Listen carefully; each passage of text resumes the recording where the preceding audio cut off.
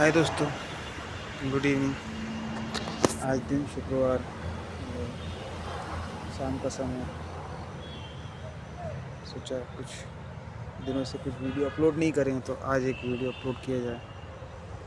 तो मैं एक वीडियो बनाने आ गया और व्यू बहुत प्यारा है।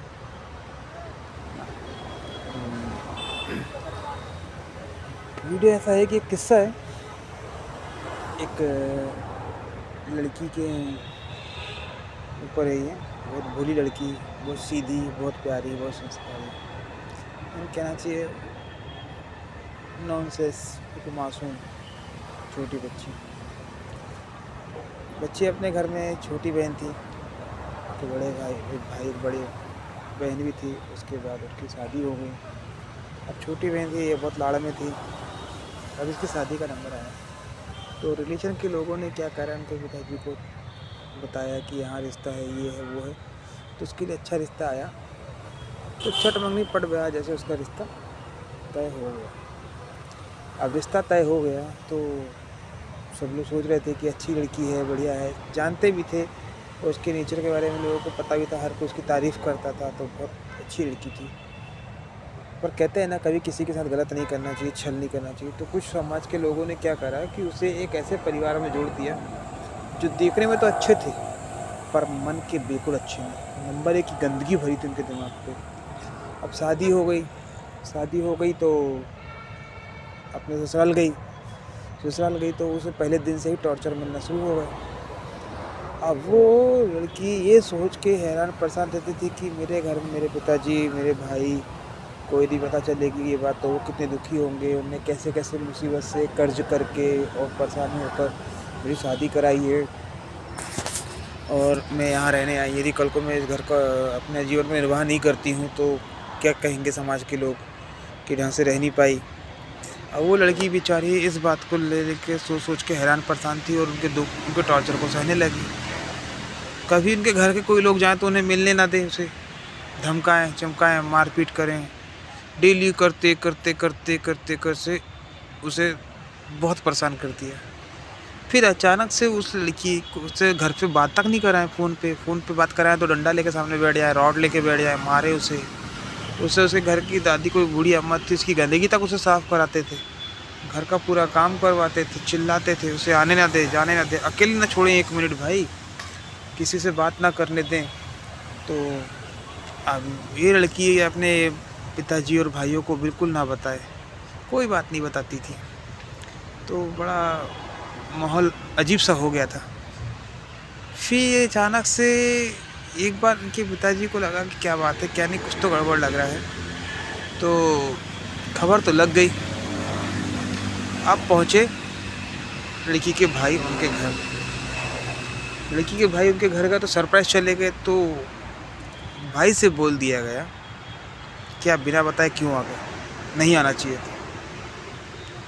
लड़की का भाई थोड़ा सा है तो बड़ा सिंसियर, पर यदि बात पते की ना हो और गुस्सा ऐसी इरिटेट करने वाली बेफिजूली बातें हो जाएं तो फिर वो साक्षात भयंकर रावण है। उसका रूप देखने लायक था। उन्होंने बोला अपनी बहन से मिलने के लिए उसे दुनिया के किसी भी आदमी की परमिशन नहीं चाहिए। तुमने बोला तो बोला, ये बात कैसे।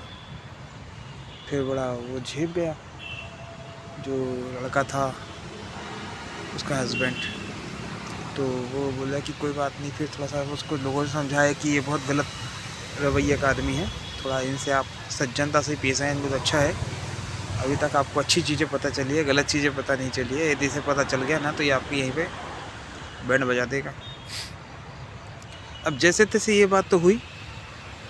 अब होने के बाद कहना चाहिए कि वो मिलजुल के वहाँ से चले आया। तो उसे शक सा हो गया। तो उसने अपने घर में पिताजी को बोला कि आप यहाँ पे जब भी जाएं बिना बताए सरप्राइज आइए। चले गए। जस्ट 2 महीने बाद, नहीं 2 नहीं, ये 2 महीने तो हो चुके थे, ये 3.5-4 महीने बाद, 3.5-4 महीने बाद फिर एक दिन पिताजी को फ़ोन आया। भाई तो उसका बाहर था, कहीं काम करता था बाहर। पिताजी को फ़ोन आया कि ये मुझे बहुत मार रहे हैं, मुझे ले जाइए, मैं जाऊँगी, मैं रह नहीं पाऊँगी, ये नहीं करूँगी, वो नहीं करूँगी। पिताजी बड़े से झेप गए। तो जैसे तैसे लाने लगे तो उसे पिताजी को वो लाने ना देते अपनी बेटी को। तो पिताजी गए थाने कि मेरी बेटी को ये आने नहीं दे रहे हैं और ऐसा ऐसा कर रहे हैं और ये है वो है फलाना का सब रिपोर्ट डाली। तो वहाँ से एक महिला कांस्टेबल और एक पुलिस कांस्टेबल, दोनों जेंट्स कांस्टेबल थे, वो दोनों पहुँचे पुलिस के साथ। अपने पिताजी गए तो फिर जैसे तैसे आए, तो फिर रिलेटिव्स लोग को बुलाया। तो उन्होंने जैसे तैसे समझौता करके और फिर वहाँ से तो बोला कि ठीक है, एक दो बार वार्निंग लिखी, तहसील में कुछ हुआ, लिखा पढ़ी, तो ये तहसीलदार के थ्रू वहाँ पर पहुँचा दिया गया। अब ये समझौता था, ये 4 महीने हो गए थे। पर ये कुत्ते की दुम जो होती है ना, वो 12 माह भी रखो पुंगली में तो वो तिरछी की तिरछी निकलती, वो सीधी नहीं होती।